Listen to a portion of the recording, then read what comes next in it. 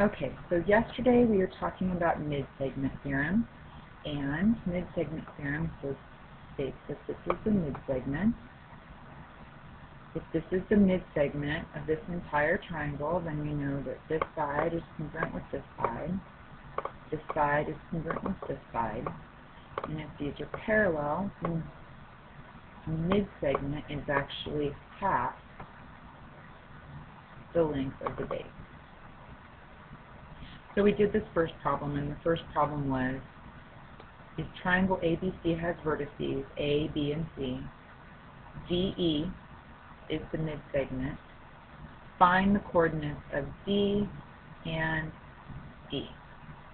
So using the midpoint formula, we found that D is 0, 3, and E is 1, negative 1.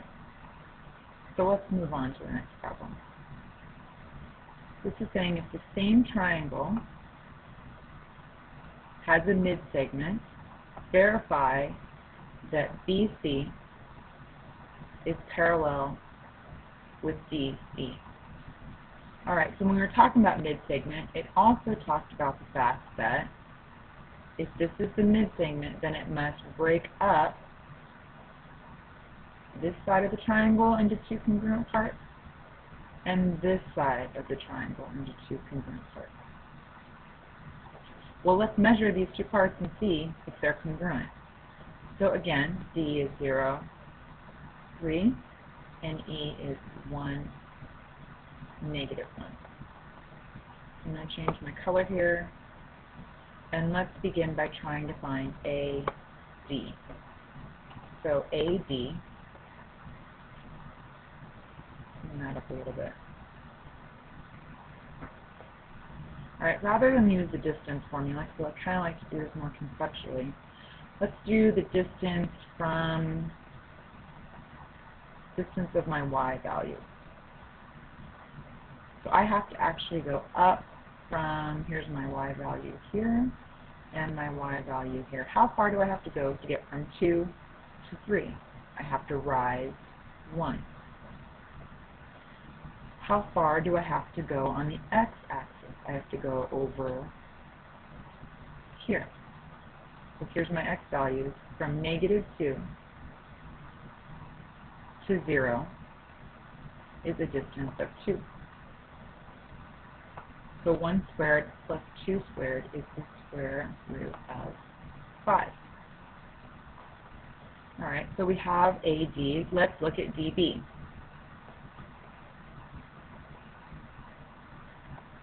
DB is how far do I have to go up on the y-axis to get to this point over here?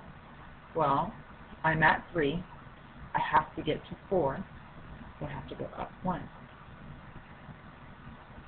I'm here, now I have to go over on the x-axis. I was at 0. I need to get to 2, so I have to move 2, a distance of 2. So 1 squared plus 2 squared is the same, square root of 5. So this distance is in fact the same as this distance. Let's check this side. Let's change my color. I want to go from A to E. Well, I have to go down. Well, I was at 2. I have to go down to the x-axis. That's a distance of 2, and I need to go down 1 more because I'm at negative 1 on the y-axis. So down 2 plus 1 is 3. So we're looking at AE, and a distance of 3. Now on the x, I have to go over, let's see, I'm at negative 2, so I'm going to have to go over 2 plus another 1, which is also 3. That's the square root of 18. And I'm not going to simplify that at this point. We're just going to leave that as is. E to C. Alright, to get to C, I'd have to go down, let's see, I was at 1, I need to get to 4, so I'd go 3. And over, I was at negative 1, and I have to get to 4, that's 3. I'm at 1, and I need to get to 4. 3 also. So my distances are, in fact, the same here as well. Let's go down to this last part. The last thing I need to verify is that my mid-segment is half the length of the base. In order to find that, I'm going to have to find this distance and this distance and see if half as long as this one. Change my color again. Let's see, the distance of, let's do DE. Distance of DE. So to get from D to E, I'd have to go down 3, plus another one is 4, and over 1.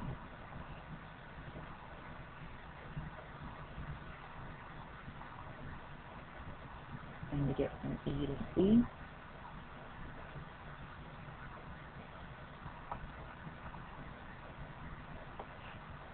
I have to go, oh, not EC, I have to go from B to C. Down 4, plus another 4 is 8.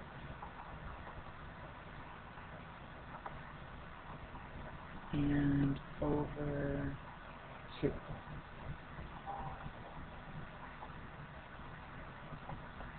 So that's 64 plus 4 is 68. Put that in my calculator.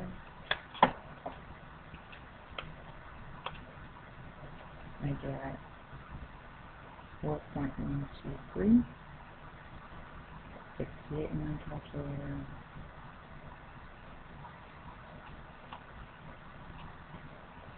And I get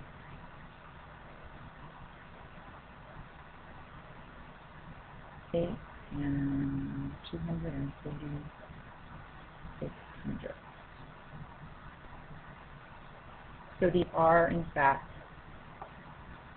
the mid-segment is half the length of the base.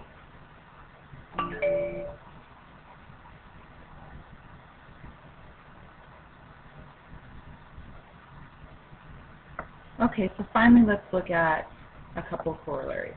If 3 or more parallel lines intersect 2 transversals, so here are parallel lines, and here are transversals, it says that if DA, EB, and FC are all parallel to each other, then AB can be compared to BC, and DE can be compared to EF, which we kind of already know because parallel lines make these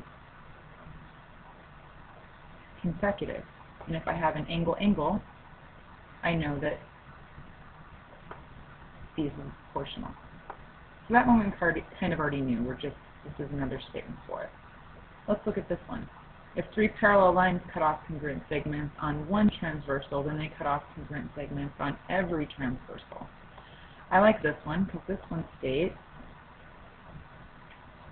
that if this is a line and these are parallel, then I know that this one is congruent to this one.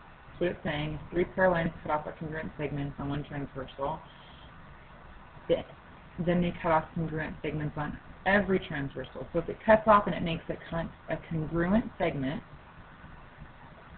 then this side also has to be congruent. Not congruent to each other, congruent to this one and this one are congruent, therefore this one and this one are congruent. So that's why this is saying AB is congruent to BC, then DE is congruent to EF. So I've got one more example for you on this one. So see how this side looks different than this side, but since we know these are parallel, and this is a transversal, and these lines right here are telling me that these are congruent, therefore I know that these must be congruent. So let's find x first. All we need to do is just set 2x plus 2 equal to 3x, minus 4. So when I subtract 2x from both sides, add 4 to both sides, I get x equals 6. There's my first answer. And 8y, or 8/3 y, plus 7 equals 5y. Don't want that fraction in there. In order to get rid of it, I need to clear the denominator. So we're going to multiply everything in my equation by 3. I'm going to do that. I'm left with 8y plus 21 equals 15y. Subtract 8y from both sides, and I get 21 equals 7y. Divide by 7, y equals 3. And that concludes this section.